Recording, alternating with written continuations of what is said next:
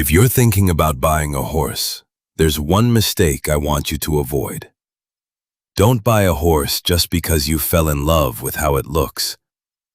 Because some of the most beautiful horses in the world can also be completely wrong for the person buying them. And that doesn't mean these are bad horses. Far from it. Some of these breeds are intelligent, athletic, powerful, and absolutely incredible in the right hands. But the problem is this. The right horse for an experienced rider can become the wrong horse for someone else. So today, I'm going through 5 horse breeds I would personally think twice about buying. And stay until number 1, because it's one of the most beautiful horses on this entire list. Let's start with number 5. Number 5, the Friesian. Just look at this horse. The long, flowing mane, the powerful body, the incredible movement. The Friesian looks like it stepped straight out of a medieval movie. And honestly, that appearance is exactly why so many people fall in love with them. But there's a difference between admiring a horse and owning one. Friesians are large horses, and keeping a large horse can mean more food, more space, more maintenance, and potentially higher ownership costs.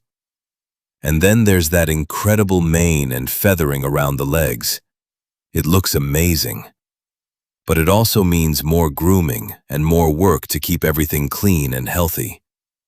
And here's the part people sometimes forget. A horse isn't a decoration. You have to live with the horse's temperament, training, health needs, and daily requirements long after the excitement of buying it is gone. So would I say Friesians are bad horses? Absolutely not. They can be fantastic horses. But if you're a first-time owner looking for a simple, practical, low-maintenance horse, I would think very carefully before buying one. Beautiful? Absolutely. Easy choice for everyone? Definitely not. And that brings us to number 4, the Arabian. Arabians are one of the most recognizable horse breeds in the world.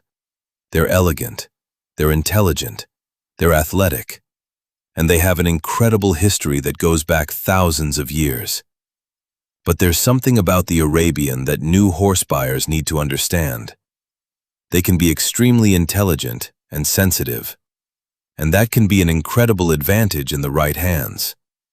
But sensitivity also means that the horse may react to things differently from a calm, inexperienced owner's expectations. A confident and knowledgeable rider can turn that intelligence and sensitivity into a huge strength.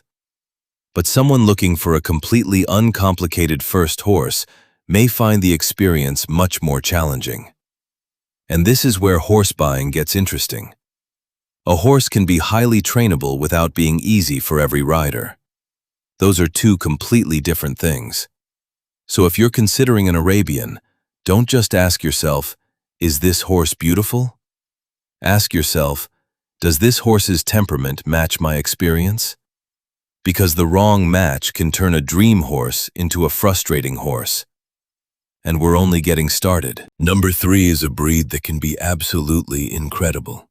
But there's a very important reason I would be careful before buying one. The Thoroughbred. When you see a Thoroughbred running at full speed, it's easy to understand why people become obsessed with them.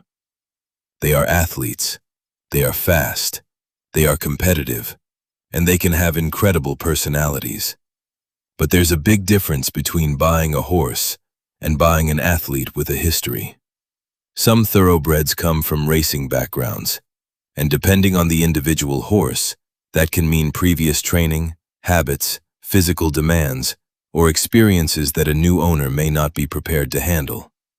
That doesn't mean every Thoroughbred is difficult.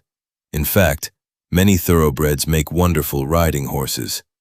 But you have to look at the individual horse, its history, its training, its temperament, its physical condition, and most importantly, whether that particular horse fits what you actually want to do. Imagine someone wants a quiet horse for relaxed trail rides. Then they see a beautiful Thoroughbred and buy it because they love the breed. That could work perfectly, or it could be a terrible match. The breed isn't necessarily the problem. The mismatch is. And that is one of the biggest lessons I want you to remember from this video.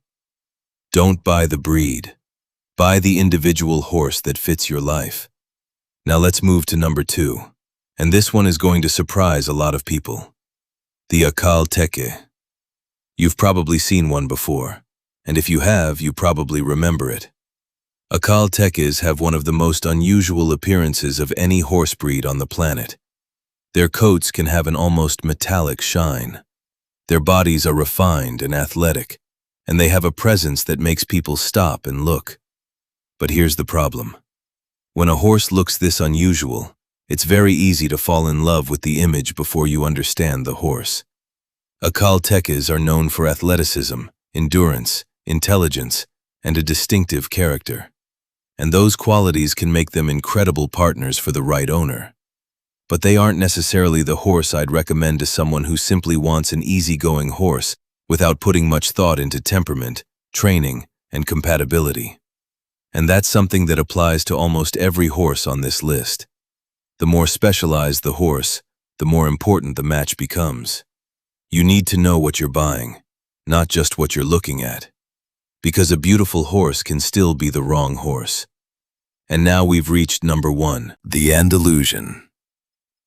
This might be one of the most beautiful horses you've ever seen. Powerful, elegant, athletic, and incredibly impressive under saddle. For centuries, horses of this type have been admired for their movement, presence, and trainability. So why would I put the Andalusian at number 1? Because this is exactly the kind of horse that can make someone fall in love before they think about whether it's actually the right match.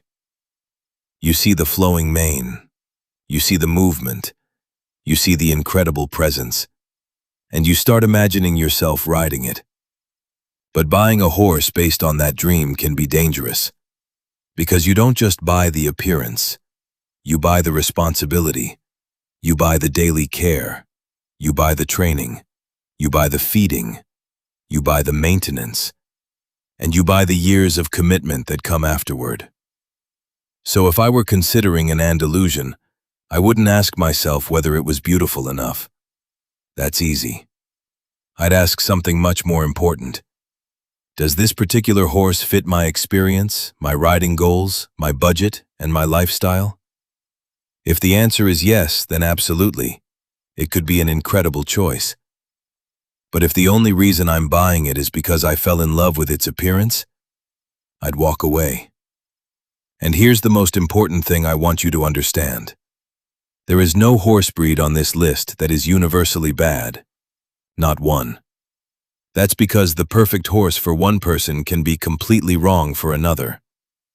A horse that's too energetic for one rider might be perfect for another. A sensitive horse that frustrates a beginner might become an incredible partner for an experienced rider. A large horse that costs more to maintain might be exactly what someone wants, and a smaller, quieter horse might be perfect for somebody else. So instead of asking, "What's the best horse breed?" ask a better question. What horse is best for me? Before you buy, look at the individual horse. Look at its temperament. Look at its training. Look at its history. Look at its health. Think about what you actually want to do with the horse.